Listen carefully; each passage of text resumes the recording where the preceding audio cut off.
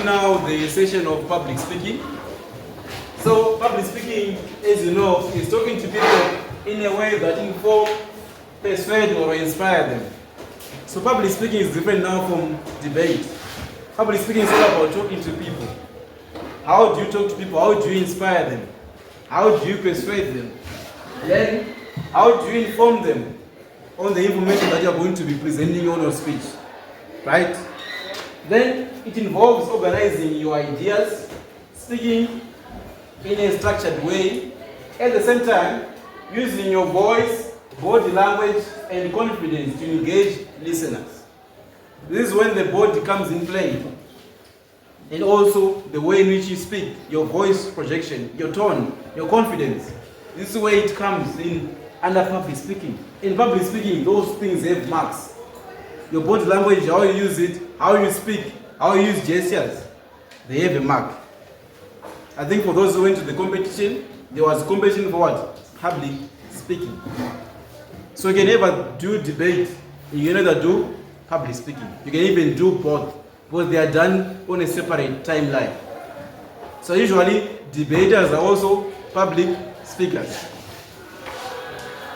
Okay, so let's move on to slide number 24. Let's talk about gestures and body language. This is where we want to focus our attention on.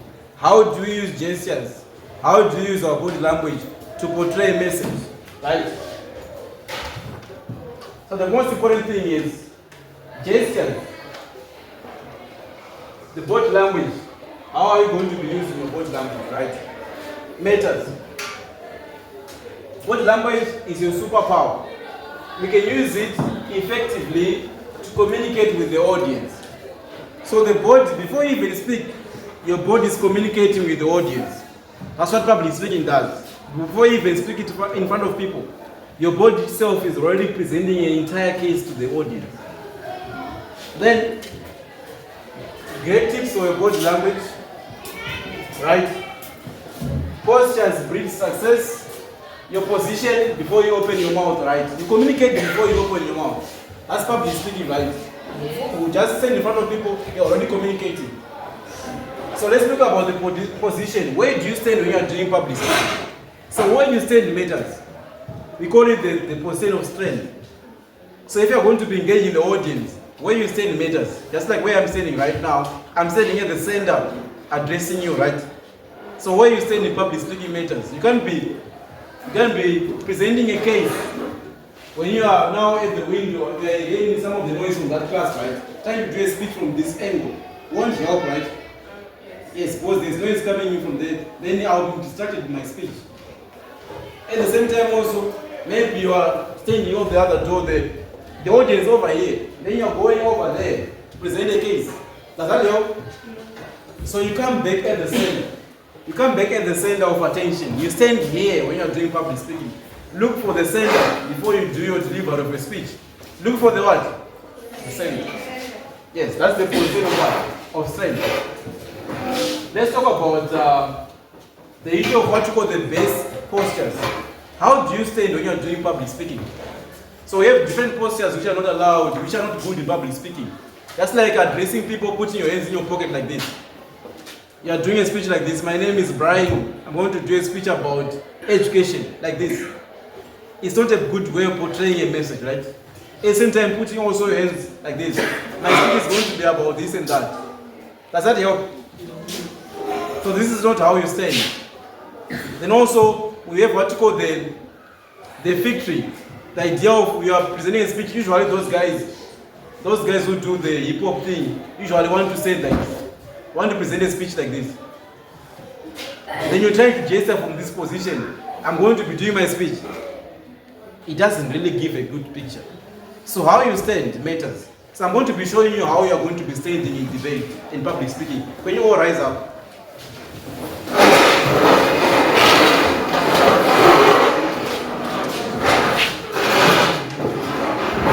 Alright. So what I want you to do, mind the person next to you. Mind the person next to you because we don't want you to be throwing your hands over them. The thing that you do is that you raise up your hands like this. That's what you do. Towards the ceiling. Then you drop them. Then you look down enough. That's your posture position. That's how you stand. You see how you are sending an attention, how the soldier sends attention. That's the posture that you send when you are delivering speech to people. Is that clear? Yes. Can you sit? So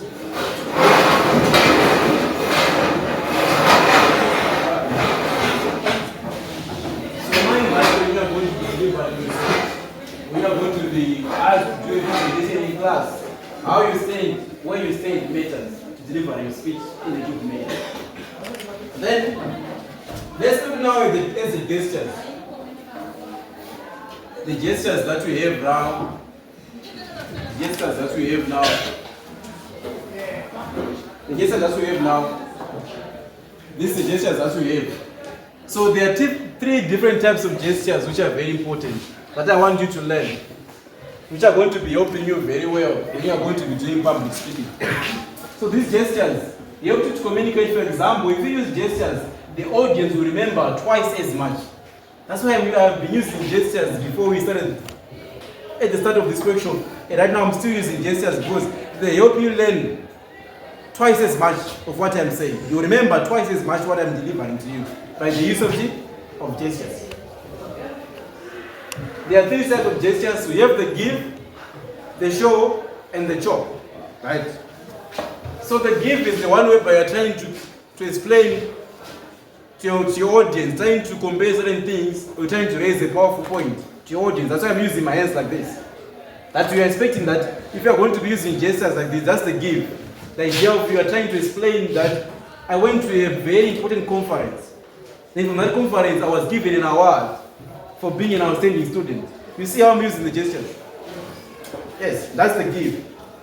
Then the show now is about you now trying to embrace your audience. That's why I call the show. The show is about now trying to say that the wedding that I went to, the bride was well dressed. The moment that you see that these people were really in love. You see how we talk about the show and the give, right? To be able to accept your audience and bring them closer to you. That's the what? That's the show. You're explaining a very important point. You're saying that that conference that I went to of debating public speaking was a very important conference because right now I can even speak in church. I can even sing in church. I'm now doing praise and worship. You see? That's the what? The show. Then the chop is whereby you can do a double chop by using your both hands like this. So the chop is used to deliver a very strong point. That I can say that this audience on the right side of me were listening to this conference very well, and I'm going to be giving them awards by the end of the day. You see how the chop is delivering a strong message, right? So you can do a double chop to say that we did a conference right now, we did a workshop with Chase Government High School, and they managed to listen to the workshop very well. I'm doing a double chop to show that you were very attentive, and I'm delivering a strong message that you were doing very good in the workshop. You see how the double chop works? You can do one chop, chop. All right. Then let's move on to. So we talk about the gestures, right? I think we're done on that part. So gestures are very important. How we are going to be using them, how we are going to be delivering them, right? So let's talk also about the use of palms. So using palms is very important, but how are you going to be using them? Differentiate how you are going to be delivering your speaking, public speaking. So the first thing is, if you use the palms like this, 84% of people will remember what you said. Their palms down, 52%. If you use a pointing finger like that one, 28%. So I'm going to give you 3 demonstrations right now. But if I say that, students on the right, please rise and go to the left. You see the first gesture, right? Let me do the second one.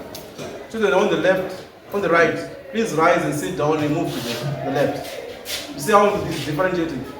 The student on the right, please rise and move to the right, to the left.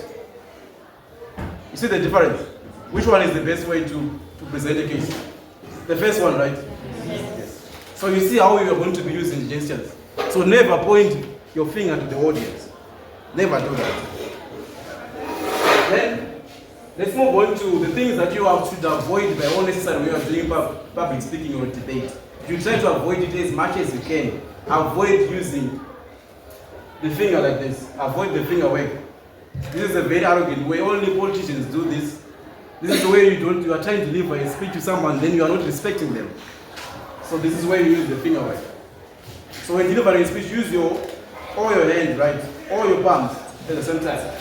Then this is one of the most silly gestures that you are much more represented by cartoons. I think you know this cartoon, right? Yes. So they actually display very useless gestures. Because the way even they move, like we'll be trying to present a speech, let's say people on the right, please move. It's a silly gesture, right? So we don't want you to be using silly gestures when you are presenting your speech, right? So don't be like this. I don't know what is the name of this cartoon. I don't know like this. Yeah, so we don't want to do this. Alright, then the audience, what language matters too. So when you are delivering your speech, remember you are not the real hero there. The real hero is the what? Is the audience, people listening to your speech. What are they going to say after you have presented your case? So you should pay attention to the audience. I think I did pay attention to the audience, right? When I said you should go outside and try to refresh a little bit so that you can do public speaking, I was noticing my audience that some of them are not listening. So when you are going to be delivering a speech, pay attention to your audience. What are they doing? Then the real heroes is the audience. So it's the speaker's responsibility to understand what is going on with their audience. So you should pay attention to the audience. Am I still engaging with my audience? Or am I now on the other side of the argument? Then body language helps to assess the situation. So you should look at them. Are they fidgeting? What are they doing? Are they still listening to what I'm saying? You should be able to see all that when you are doing your speech. Notice eye contact and look beyond it and how your audience are sitting, moving, and fidgeting. Right? So this is very important to you to notice when you are doing public speaking. If you are delivering a speech, what is the audience doing? Because you should focus on trying to see how they are going to be representing your case. Then surprise the audience. The best way to make sure that the audience keep on engaged is saying that, what's your name? Pride. Right. So the other thing that you can do, surprise the audience, that Pride, what did I say about public speaking? You see? You try to make them continue to be engaged with the word, with your presentation. You continue to look forward to their name, you point them out, and make them engage with your speech. That's the only other way in which you can bring them back in the classroom. Otherwise, you can lose your audience, right? So this is the idea of using humor, calling up the audience as you speak. So we're trying to avoid this type of audience, right? Because these people are no longer on the journey with you. So once the audience does this, then you are doing a boring speech or you're not doing it very well, then you should be able to strategize and see how best can you post your position, your gestures, look at all those things. Alright. Then let's move on to the speaker now. So remember, you are the guide. You are the one guiding the audience on a journey. So the most important thing is that you are the one steering the ship. So make sure that you steer it in a manner that the audience continue to be engaged with what you are doing. That's the most important thing to do. Right? Any other question? Yes? Can your gestures make you lose marks? What? Can your gestures make you lose marks? Yes, if you use certain gestures like the ones that I said, don't use those ones. You can lose marks for that. Because look at voice projection, your gestures, your body language, your tone, all those things matter. So if you are using distracting gestures, you lose marks in public speaking. Alright. Maybe on that note, some people who came from the junior counselor session, they were complaining that they were disqualified because of using gestures. Okay. I'm not sure if they were using the wrong gestures or they were just disqualified because they were just using gestures. Okay. Usually you get disqualified for using distractive gestures. The ones which are not the third one, the three ones that I have mentioned, they give, the chop, and the show. These three gestures here, that's the ones that you are allowed to use. Even in the national tournament, you use this type of gestures. So if you use the other ones, that the finger wave that I have said here, this one, you can disqualify. And if you use silly gestures, you're not taking your speech serious, you are also going to be disqualified. That's why I've put them out here. But when they came, they can write as a good team. The people who, the adjudicators, were just against the use of gestures. Yeah, that also happens with the adjudication. adjudication are also biased in other manner that they are people. So sometimes they might not need gestures when you are presenting your case, but that's not supposed to be the entire case. That was a biased judgment. Yes, it was a biased judgment. Those gestures are very important. But if they just use these gestures which are not allowed, then you can disqualify. But you're not supposed to disqualify them also. You're supposed to listen through all their speech. What we were not there, what really happened? Because judges take it biased very much. Very much. Yes? So are you saying, are you trying to say that public speakers are only allowed to use the basic gestures, which are which you They just give, said? they show, and they show. Yes. Those So are the most. are you not allowed to add your gestures? You can add gestures, but as long as they're not distracted like the ones that I have shown you, which are not allowed, which actually is in another different manner of presenting a case. You don't use your add value to your speech, but you're allowed to continue to finish your speech, and you're given a mark for that. You're not supposed to be disqualified if you use distracted gestures. But you can give that on your judgment, saying that you use this gesture because it was not allowed. That's another argument that you can say. Then I think this is the last slot. You have this.